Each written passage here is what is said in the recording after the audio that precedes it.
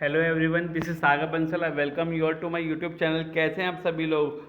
सभी बच्चों को बताया जाता है कि हमारे दो part magnetic effect of current class 10 science के कंप्लीट हो चुके हैं। इस वीडियो के थ्रू मैं आपको स्टार्ट करा रहा हूं आपका पार्ट नंबर 3 जो कि स्टार्ट होता है आपका डोमेस्टिक इलेक्ट्रिक सर्किट से।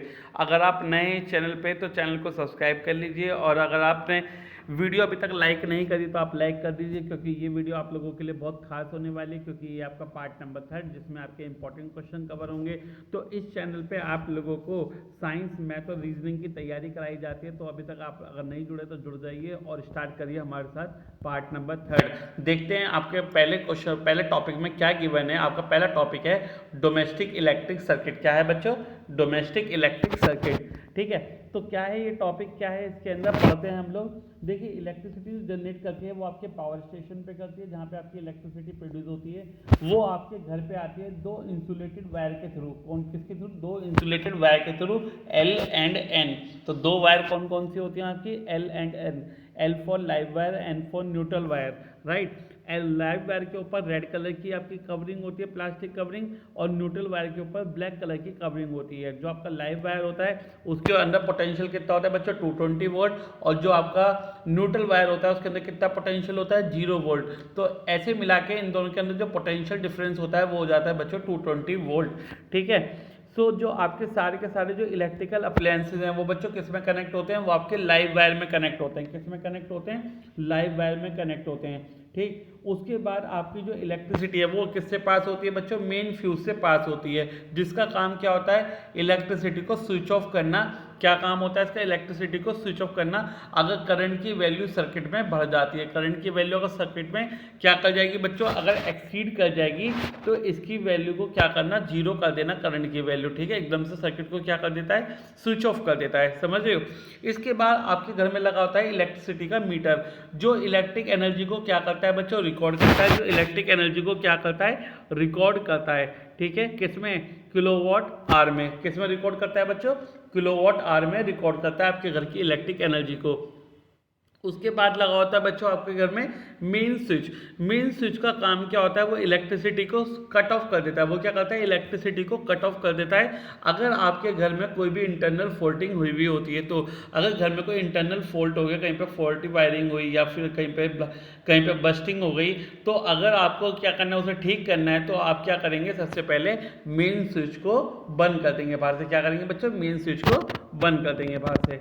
ठीक है, उसके बाद आपके घर में दो टाइप के सर्किट लगे होते हैं। एक तो आपके घर में लाइटिंग सर्किट लगा होता है, एक आपके घर में पावर सर्किट लगा होता है। एक तो आपके घर में पावर सर्किट लगा होता है, एक आपके घर में लाइटिंग सर्किट लगा होता है। तो लाइटिंग सर्किट का जो करंट होता है वो 5 एम्पियर का फ्यूज लगा होता है, और जो पावर सर्किट होता है उसके अंदर 15 एम्पियर का फ्यूज लगा होता है। यानी लाइटिंग सर्किट के अंदर 5 एम्पियर तक करंट जा सकता है, और पावर सर्किट के अंदर आपका 15 एम्पियर तक करंट आपका जा सकता है, जिसके अंदर आपके हाई पावर रेटिंग अप्लायंसेज चलते हैं।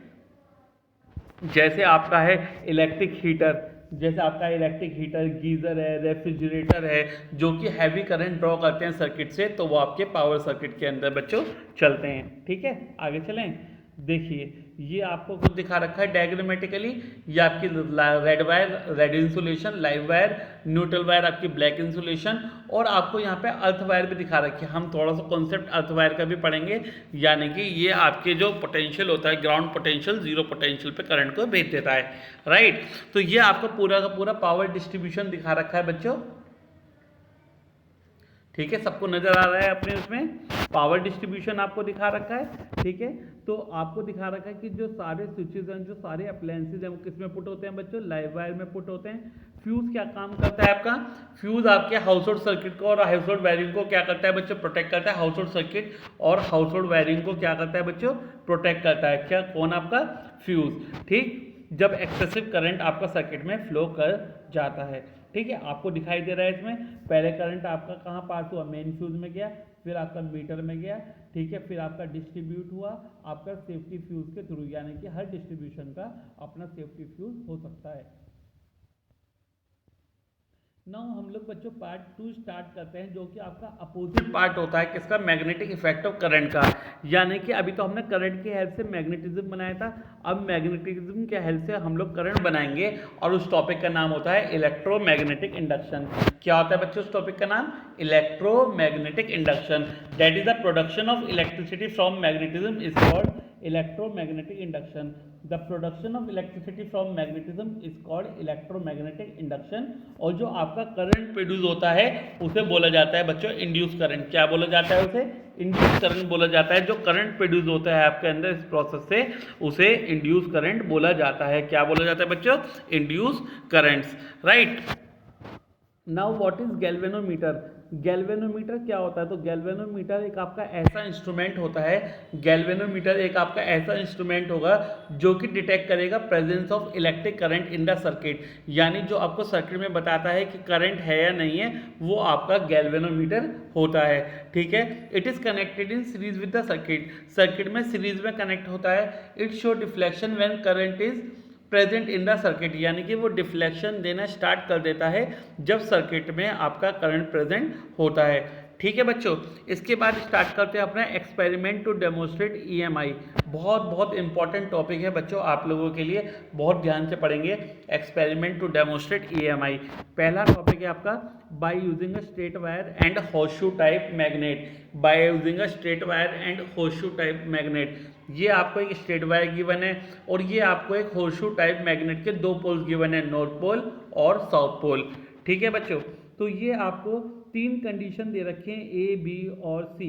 पहले कंडीशन में क्या है कि जो वायर है वो स्टेशनरी है मैग्नेट के साथ, ठीक है। दूसरे कंडीशन में क्या है कि आप मैग्नेट को लिफ्ट कर रहे हो। तीसरे कंडीशन में क्या है कि मैग्नेट को आप डाउनवर्ड, कि आप जो वायर है उसे डाउनवर्ड लेके जा रहे हो। कहाँ लेके जा रहे हो, डाउनवर्ड लेके जा रहे हो। तो आप क्या देखेंगे कि ये जो गैल्वेनोमीटर लग रहा है आपका तीनों केस में, ठीक है, ये जो गैल्वेनोमीटर लग रहा है तीनों केस में, वो कब डिफ्लेक्शन शो करेगा, वो सेकंड यानी बी वाले केस में और सी वाले केस में सिर्फ डिफ्लेक्शन शो करेगा, ए वाले केस में नहीं करेगा। क्यों नहीं करेगा, क्योंकि जब भी आपका मूवमेंट होगा विद रिस्पेक्ट टू मैग्नेट, आपका वायर का मूवमेंट होगा विद रिस्पेक्ट टू मैग्नेट, तभी आपका करंट इंड्यूस होगा सर्किट में, अदरवाइज नहीं होगा। तो यानी कि जो आपका करंट प्रोड्यूस होगा इंड्यूस करंट, वो बी और सी में होगा, ए में नहीं होगा। ये आप एक्सप्लेनेशन एक बार इसका पढ़ लेंगे, वही है जो मैंने आपको एक्सप्लेनेशन बताई है कि अगर एक वायर को आप स्टेशन रखते हो, रेस्ट पे रखते हो between the poles of horseshoe magnet, और तो गैल्वेनोमीटर आपका कोई भी डिफ्लेक्शन शो नहीं करेगा और जीरो मार्क पे शो करेगा, जिसका मतलब है कि कोई भी करंट आपका उसके अंदर प्रोड्यूस नहीं होगा वायर में, ठीक है बच्चों।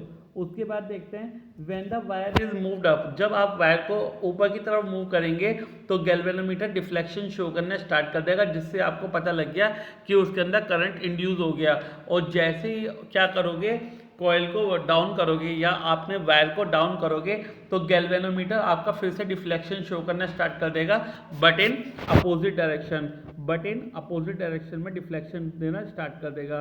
The movement of a wire in magnetic field can produce electric current, तो जैसे ही आपका वायर मूव करेगी मैग्नेटिक फील्ड में, तो वो आपका इलेक्ट्रिक करंट प्रोड्यूस करना स्टार्ट कर देगा। And the direction of induce current can be reverse by reversing the direction of magnetic field, जैसे ही आप मैग्नेटिक फील्ड की डायरेक्शन को रिवर्स करोगे तो आपके इंड्यूस करंट की डायरेक्शन भी क्या हो जाएगी बच्चों, रिवर्स हो जाएगी, ठीक है। सभी को कॉन्सेप्ट क्लियर हो गया वाला, आगे चले। Now the second experiment is very very important बच्चों, बहुत बहुत इंपॉर्टेंट टॉपिक है ये आपका, by using a coil and bar magnet. एक आपके पास बार मैग्नेट है और एक आपके पास कॉपर की कॉइल है, वही तीन केस हैं। इस बार मैग्नेट किस पे, आपके रेस्ट पे है, इसमें अंदर की तरफ मूव कर रही है और इसमें बाहर की तरफ मूव कर रही है, ठीक है। तो जब आपकी मैग्नेट रेस्ट पे है तो there will be no deflection produce in the galvanometer, ठीक है। तो गैल्वेनोमीटर कोई डिफ्लेक्शन शो नहीं करेगा, जिससे हमें पता लग गया कोई भी करंट प्रोड्यूस नहीं होगा। दूसरे केस में अगर हम देखें तो गैल्वेनोमीटर आपका किस तरफ प्रोड्यूस कर रहा है, आपका एंटी क्लॉकवाइज करंट प्रोड्यूस कर रहा है, ठीक है। तो जैसे ही आपकी मैग्नेट अंदर की तरफ पुश होगी तो एंटी क्लॉकवाइज करंट आपका वायर में फ्लो करना स्टार्ट कर देगा, ठीक है। उसके बाद क्या होगा, उसके बाद जैसे कि आप वायर को बाहर की तरफ, वायर जो आपकी कॉइल है, जैसे आप कॉइल से मैग्नेट को बाहर की तरफ क्या करेंगे, पुल करेंगे, तो उसके अंदर क्लॉकवाइज करंट प्रोड्यूस होना आपका स्टार्ट हो जाएगा। ठीक है बच्चों, तो ये आपके क्या कॉन्सेप्ट यहाँ से क्लियर हुआ, आपका कॉन्सेप्ट यहाँ से ये क्लियर हुआ क्या कि जब भी आपकी एक बार मैग्नेट कॉइल के रिस्पेक्ट में क्या करेगी, मूव करेगी, क्या करेगी, मूव करेगी, तभी उसके अंदर करंट इंड्यूस होगा। अदरवाइज जब भी आपकी मैग्नेट स्टेशनरी होगी कॉइल के, किसके रेस्पेक्ट में, कॉइल के रेस्पेक्ट में, so they will be no current induce in the coil. तो मूवमेंट होना ज़रूरी है। ठीक है, थ्योरी आप लोग एक बार देख लेंगे इसे। ठीक है, थ्योरी आप लोग एक बार देख लेंगे, वही सब थ्योरी जो मैंने आपको बताई है। ठीक है, अगर आपको इसकी पीडीएफ चाहिए या नोट चाहिए तो आप मुझसे कांटेक्ट कर सकते हैं, जिज्ञासा के चैनल से कांटेक्ट कर सकते हैं, किसी भी मीडियम से, चाहे आप फेसबुक से करें, चाहे आप इंस्टाग्राम से करें, चाहे आप टेलीग्राम से करें, और मुझे जानते हैं तो डायरेक्ट व्हाट्सएप से भी कर सकते हैं। कमेंट बॉक्स में भी आप नोट्स के लिए कह सकते हैं, तो मैं आपसे कांटेक्ट कर लूँगा। बट मकसद एक है, आप लोग अच्छे से अच्छा पढ़ें और बेहतर से बेहतर पढ़ें। ठीक है, now next topic, that is the important point. What is the important point regarding this? The condition necessary for the production of electric current by EMI is there is a relative motion between a coil of wire and the magnet. तो current के production होने के लिए क्या जरूरी है कि relative motion होना जरूरी है। क्या होना जरूरी है बच्चों? रिलेटिव मोशन होना जरूरी है, यानी कि there should be a motion between the coil and the magnet. और जो करंट आपका इंड्यूस होता है कॉइल में, उसे आप कैसे बढ़ा सकते हो? जो करंट इंड्यूस होता है उसे आप कैसे बढ़ा सकते हो बताइए? By increasing the number of turns of the coil, number of turns को बढ़ा के, by increasing the strength of magnet, magnet की स्ट्रेंथ को बढ़ा के, और by increasing the speed of rotation. जितना आप रोटेशन बढ़ाते चले जाओगे किसका, वायर का या फिर कॉइल का, उतनी आपका ज़्यादा करंट इंड्यूस होना स्टार्ट हो जाएगा।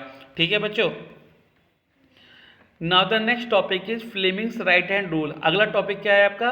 Fleming's right hand rule. देखिए क्या कहता है फ्लेमिंग्स राइट हैंड रूल आपसे। This rule is use in the electric generator for the direction of electric current. तो ये आपका कहाँ पे इस्तेमाल होता है? ये आपका इलेक्ट्रिक जनरेटर में इस्तेमाल होता है for direction of induce current. Induce current की डायरेक्शन को फाइंड आउट करने के लिए आपका फ्लेमिंग का राइट हैंड का नियम इस्तेमाल होता है। ये रूल क्या कहता है? जैसे हमने लेफ्ट हैंड रूल पढ़ा था, ऐसे ही हम राइट हैंड रूल पढ़ेंगे। Hold the thumb, four finger, central finger of your right hand which are at right angle to each other, यानी तीनों आपस में परपेंडिकुलर होंगी इन सच अ वे, जो आपकी पहली फिंगर है फोर फिंगर, वो मैग्नेटिक फील्ड की डायरेक्शन शो करेगी, थंब आपका मोशन की डायरेक्शन शो करेगा, और सेंट्रल फिंगर आपका इंड्यूस करंट की डायरेक्शन शो करेगा आपके कंडक्टर में। और आपका जो फ्लेमिंग का राइट हैंड रूल है उसे हम डायनेमो रूल भी बोलते हैं। क्या बोलते हैं बच्चों? उसे हम डायनेमो रूल भी बोलते हैं। तो अपनी फोर फिंगर, सेंटर फिंगर और थंब जो कि राइट हैंड का है, वो म्यूचुअली परपेंडिकुलर डायरेक्शन यानी एक दूसरे के परपेंडिकुलर रहेंगे। ठीक है, वही सेंट्रल फिंगर आपकी तरफ रहेगी, फोर फिंगर आपके लेफ्ट की तरफ रहेगी, और थंब अपवर्ड रहेगा आपका। तो जो फोर फिंगर है वो मैग्नेटिक फील्ड की डायरेक्शन देता है, जो सेंट्रल फिंगर है वो इंड्यूस करंट की डायरेक्शन देता है, और थंब आपका मोशन ऑफ कंडक्टर की डायरेक्शन देता है। तो ये आपका फ्लेमिंग का राइट हैंड रूल है, और फ्लेमिंग के राइट हैंड रूल को क्या बोलते हैं हम लोग? डायनेमो रूल भी बोलते हैं। तो बच्चों, तो ये था आपका पार्ट नंबर 3। होप आपको समझ में आया होगा।